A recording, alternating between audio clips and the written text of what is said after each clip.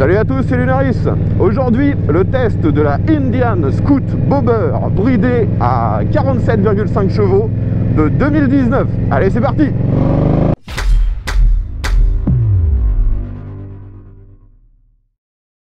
Alors aujourd'hui les amis, j'ai le privilège d'avoir un abonné qui est venu d'extrêmement loin pour me prêter sa machine. Merci encore à lui.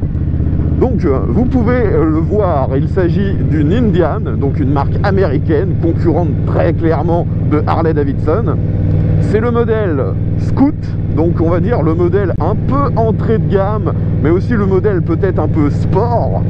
Et on est dans la finition Bobber. La finition Bobber par rapport au Scout de base, c'est une moto qui a été rabaissée, qui est avec des couleurs assez mates. Aujourd'hui on est d'ailleurs dans une finition bronze mat. Et cette moto donc, bien qu'elle a un look relativement ancien on dira, eh bien elle a une motorisation tout à fait moderne. On est sur un bicylindre, vous pouvez voir d'ailleurs que le moteur est vraiment magnifique. Il a des espèces de parties, on va dire, chromées sur le côté. Ça dénote bien avec le reste de la moto qui est complètement mat. Et ce moteur est vraiment moderne vu qu'il produit dans sa version full 94 chevaux. Et aujourd'hui, bien sûr, 47,5 pour être éligible avec le permis A2. Donc avec cette Scout Bobber, on est bien sûr sur une machine assez longue, très basse. Là, du haut de mon 1m70, je touche les deux pieds par terre sans aucune difficulté. J'ai même les genoux un peu pliés lorsque je touche par terre. C'est une moto qui se veut quand même valorisante. C'est la plus grosse cylindrée de cette gamme Scout. C'est donc un moteur de 1133 cm3. Comme toute bonne machine, on va dire custom cruiser, cette moto a été pas mal modifiée par son propriétaire. Déjà, ce qui choque quand on la regarde, c'est la partie arrière, parce que d'origine c'est une moto qui est quand même assez dépouillée, mais alors là le propriétaire a complètement supprimé toute la partie arrière avec le garde-boue. Franchement, ça lui donne un look délirant, c'est super joli. Par contre, au niveau pratique, c'est pas du tout ça, vu que là, sans garde-boue arrière, si jamais il se mettait à pleuvoir, j'aurais le dos et les fesses absolument repeintes en genre 30 secondes. Les autres modifications qui ont été faites sur cette machine, c'est beaucoup au niveau de l'éclairage. À l'avant, le phare a été remplacé par un modèle à LED plus petit et plus discret que celui d'origine. Les clignotants ont été remplacés par des modèles extrêmement discrets, mais quand même suffisamment performants pour être bien visibles. À l'arrière, c'est d'ailleurs une bande qui fait clignotant ainsi que feu arrière et feu stop, qui est cachée sous la selle, mais bien visible de ceux qui sont derrière nous. Le support de plaque a été déporté sur le côté. Enfin vraiment tout pour accentuer encore ce côté bobber, parce que les bobbers à la base c'est des machines vraiment dépouillées. Et certainement la plus grosse modification sur cette machine, c'est l'échappement. Vous pouvez l'entendre, la sonorité est vraiment forte. C'est actuellement, en roulant en ville, une sonorité qui est quand même agréable et ça n'explose pas, ça ne fait pas peur aux autres. Mais par contre, ouais, c'est quand même très fort. Dès qu'on met la machine en route, ça surprend. Ce sont deux échappements qui reprennent globalement la position et l'esthétique des échappements d'origine. Et là, ce sont des modèles de chez Roland Sand Design. Ils ont été en plus recouverts de bandes thermiques pour accentuer le côté, on va dire, bad boy de cette moto. Alors concernant la position de conduite, on retrouve vraiment une position de cruiser bien à l'américaine. Ça me fait un peu penser à la position que j'avais lorsque j'ai testé la Harley Davidson V-Rod. Les repose-pieds sont très vers l'avant. Toutes les commandes sont assez loin, elles sont quasiment en dessous du guidon en fait.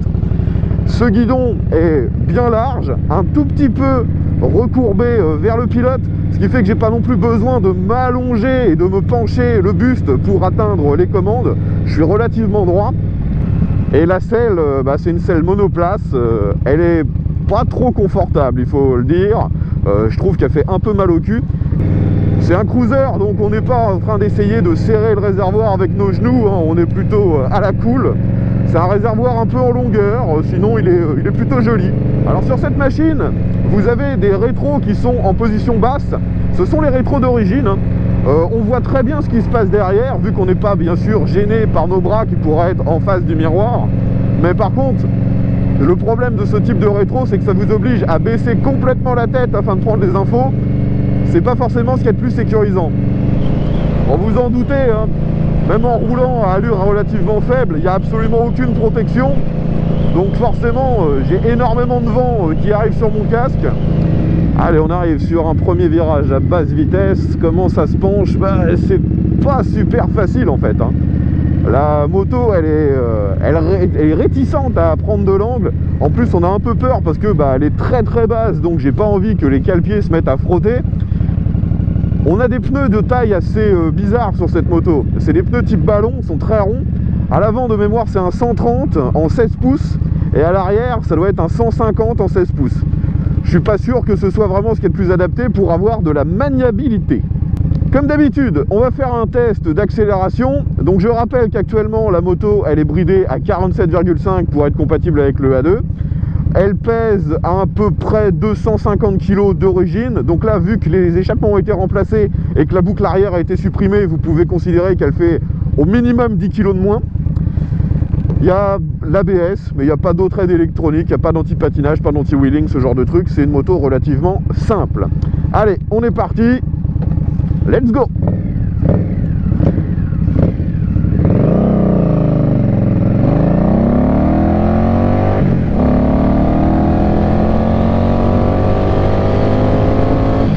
Et je ralentis. Frein arrière, ça ralentit plutôt pas mal. Et le frein avant, ça va.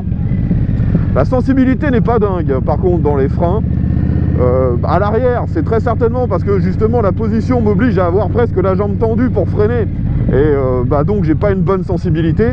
Par contre, pour les leviers, le problème, c'est que ces deux leviers sont très jolis, ils sont chromés, ils reprennent un peu la forme de ce qui se fait chez Harley-Davidson, mais ils sont pas réglables. Et donc, même s'ils ont une courbure qui me permet de les atteindre sans trop de difficulté, j'aurais préféré qu'ils soient un tout petit peu plus proches afin de vraiment maximiser la pression que je peux exercer sur le levier. Enfin, vous pouvez voir que j'ai vraiment les deux pieds complètement à plat. Et en plus, vous voyez, j'ai les jambes qui ont encore de la flexibilité. La selle est très très basse. Je vais tenter le demi-tour. Je braque à fond. On voit qu'il y a très peu d'espace entre le rétro et le réservoir. Je continue tranquillement. Ouais, l'angle de braquage n'a pas l'air exceptionnel. Parce que vous voyez, je sors un peu de la route. Et donc, s'il n'y avait pas eu encore cette extension, j'aurais tapé le trottoir, j'aurais été obligé de remanœuvrer. Allez, on est reparti pour une petite accèle. Let's go!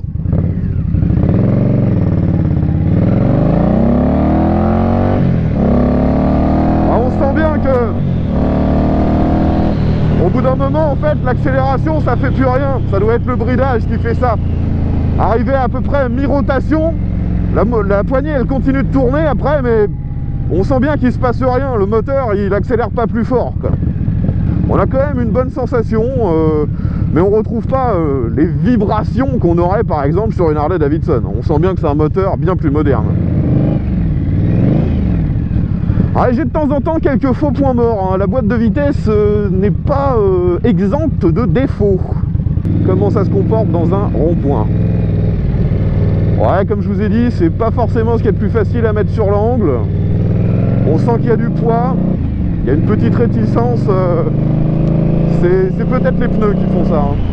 On peut voir d'ailleurs que ces pneus sont carrément siglés Indian. Par contre, quand on veut réaccélérer, à mi-régime, ça marche plutôt bien. Le contour, il est uniquement affiché dans ce tout petit écran à cristaux liquides. C'est d'ailleurs pour moi un des défauts. Les infos sont très basses, pareil, ça nous oblige à baisser la tête pour lire le compteur. C'est pas pratique.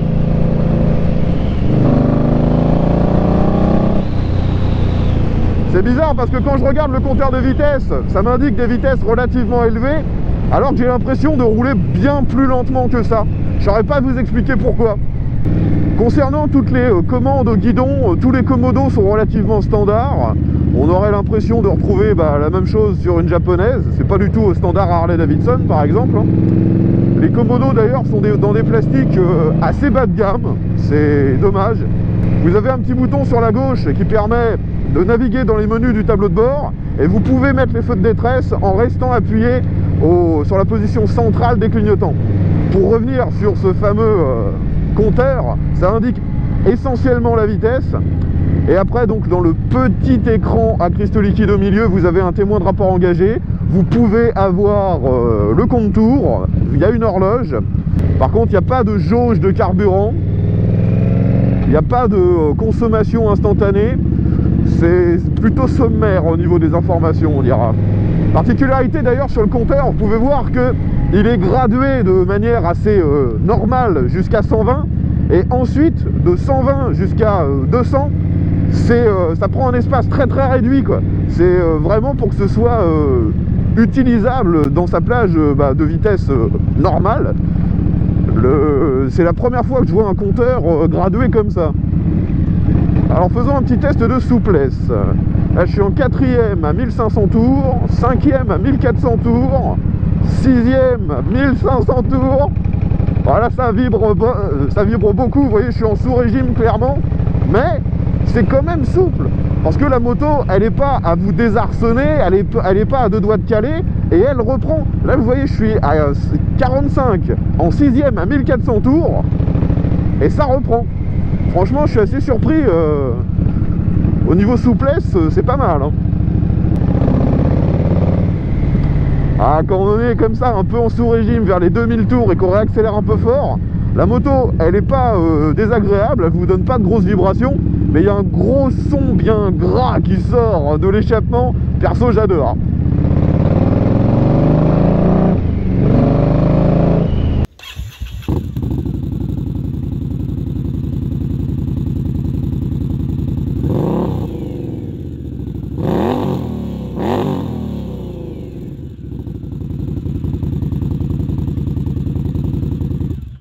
Allez, je fais un petit test de réaccélération, je suis en côte en 3e à 50, j'accélère à fond.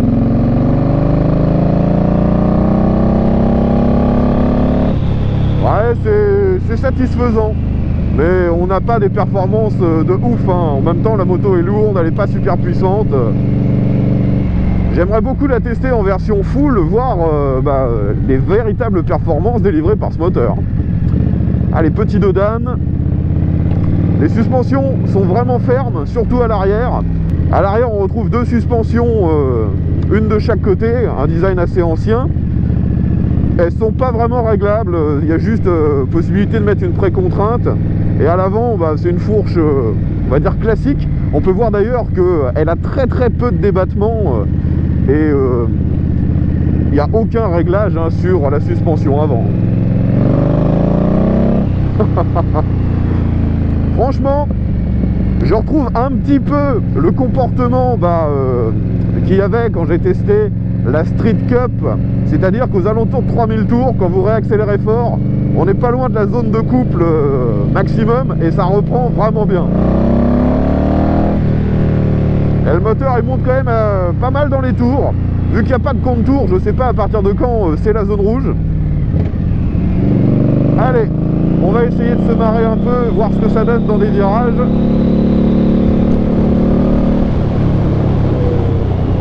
Bon, le frein avant paraît suffisant, mais c'est clairement pas un frein de compète, hein. Bien qu'on ait une position relativement similaire à ce que j'avais testé sur la Harley-Davidson V-Rod, je trouve la V-Rod largement plus performante et aussi plus stable. Là, c'est standard en fait, hein. C'est pas vraiment mauvais, mais de mémoire la V-Rod, elle vous mettait en confiance. On avait l'impression que vous pouviez prendre énormément d'angles sans se mettre en danger. Là, j'ai pas cette impression de confiance avec cette Indian. Et je réaccélère. Vous voyez, il se passe rien avec la poignée.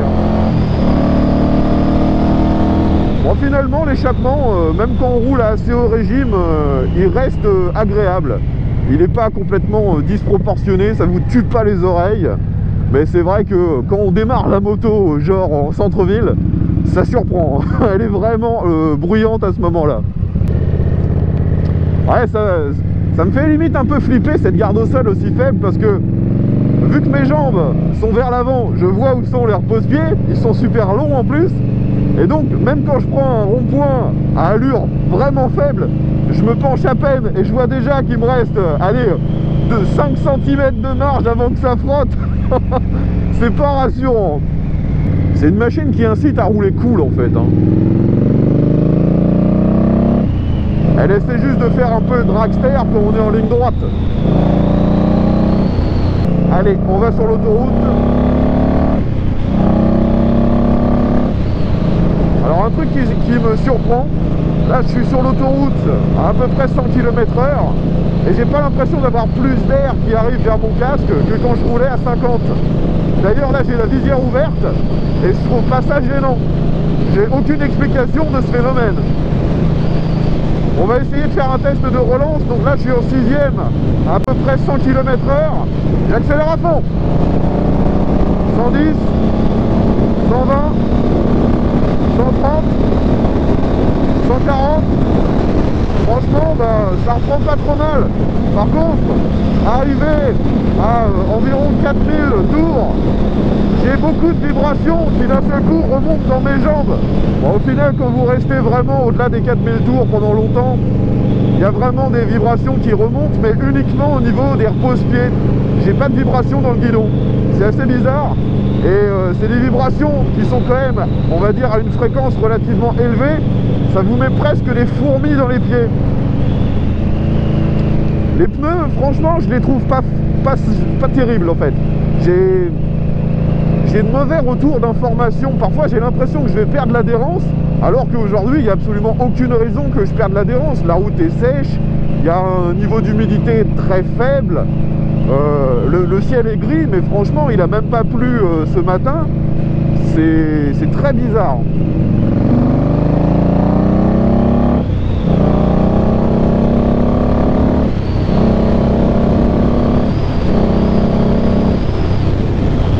Selon moi, pour avoir des bonnes sensations, une bonne sonorité et comment dire, une accélération suffisante, le bon régime c'est de passer actuellement sur cette moto bridée les rapports vers 4000 tours. Il n'y a pas besoin d'aller plus haut en fait. Finalement, donc cette moto, au niveau dynamique, vous l'avez vu, c'est sympa, mais c'est pas non plus une machine qui est réellement conçue pour les performances pures ou pour tout simplement être pratique. La consommation par contre est tout à fait standard. Je rappelle que c'est un 1133 cm3 et le propriétaire me disait qu'il consommait entre 5 et 6 litres au 100 en fonction de comment il conduit. C'est tout à fait standard. Maintenant, reste à définir à qui se destine ce type de machine. Clairement, déjà, si vous prenez ça, c'est un coup de cœur au niveau du look. Parce que il n'y a pas vraiment en fait de raison pragmatique de rouler avec ça. La moto est loin d'être donnée. Le modèle que j'ai actuellement est encore commercialisé et il est actuellement en 2020 à un peu moins de 15 000 € neuf, sans option. Et je crois qu'il doit être au-delà des 15 000 avec certaines peintures qui sont plus chères. Le modèle que j'ai là, le propriétaire l'a acheté neuve et il m'a dit qu'avec les options qu'il a fait installer dessus, il en a eu pour à peu près 17-18 000 €. Donc c'est vraiment onéreux. Les entretiens, le propriétaire m'a dit que c'était tous les 8000 km et faut pas s'attendre à ce que ce soit entre guillemets bon marché, vu que Indian se place sur un segment, on va dire premium. Donc au final, hein, Indian, ils sont très clairement concurrents d'Harley-Davidson, jusqu'à dans les caractéristiques les plus intemporelles de Harley-Davidson. C'est-à-dire que là, pour moi, c'est une machine qui serait concurrente des gammes Sportster 48 qui sont en 1200 cm3. Et la 48, c'est une machine qui est pareille, avec des pneus un peu ballons, qui n'est pas vraiment confortable, qui a une autonomie assez faible, qui est relativement chère, pas trop puissante. Et on l'achète pour son look et pour ce qu'elle représente, pour les vibrations, pour voilà, parce que c'est un objet un peu collector. Là, c'est la même chose. Quand vous achetez une Indian Scout Bobber, eh bien, vous cherchez un état d'esprit, une philosophie de conduite vous n'êtes pas à la recherche de l'exubérance, de la performance. Là, vous voulez un truc valorisant, un truc que vous pouvez utiliser au quotidien si vous le désirez, parce qu'il y a un catalogue d'options sur cette Scoot qui permet de la modifier un peu comme on a envie. Actuellement, je suis sur une version monoplace qui a carrément plus de boucle arrière, mais si vous voulez, vous pouvez la mettre avec un biplace, vous pouvez mettre un 6 bar. Elle est assez versatile de par ses options. Vous pouvez en faire ce que vous voulez. Mais clairement, il n'y a aucun aspect logique pour rouler avec ça. C'est juste, vous vous faites plaisir avec une machine que vous trouvez tout simplement jolie et que vous aimez. Il n'y a pas d'autre, il n'y a pas moyen de chercher vraiment de raison logique de rouler avec ça. Je pense avoir fait le tour des caractéristiques principales de cette Scoot Bobber bridée pour le permis A2. Si vous avez des questions concernant cette machine, eh bien n'hésitez pas à mettre ça dans les commentaires. Si vous possédez une de ces machines, et peu importe la version, que ce soit la Scoot normale, la Scoot 60 si je me souviens bien, parce qu'il y a une version avec un moteur un peu plus petit, la Scoot Bobber, peu importe la finition, pareil. Dites-nous pourquoi vous avez acheté ça, est-ce que vous avez des retours à nous faire partager, aussi bien en positif qu'en négatif. Ce sera très intéressant d'avoir l'expérience des propriétaires de ces machines, tout simplement parce que c'est une moto récente, donc il n'y a pas beaucoup de retours d'expérience dessus. Je tiens encore à remercier le propriétaire de cette moto qui a fait un chemin délirant pour venir jusqu'ici me prêter sa machine, et je reprécise que l'essentiel de mes tests sont avec des motos que mes abonnés me prêtent. Donc si vous souhaitez que je fasse une vidéo concernant l'un de vos véhicules, que ce soit moto ou voiture, eh bien tous les moyens de me contacter sont dans la description. C'est vous qui faites avancer la chaîne. Sans vous, il n'y aurait pas de nouveaux tests. Merci encore d'avoir regardé ce test dans son intégralité. J'espère qu'il vous a plu. Si c'est le cas, mettez un petit pouce vers le haut et partagez-le sur les réseaux sociaux. Pensez à vous abonner parce que je fais des tests très régulièrement. On se retrouve très bientôt pour un nouveau test. Allez, bye à tous.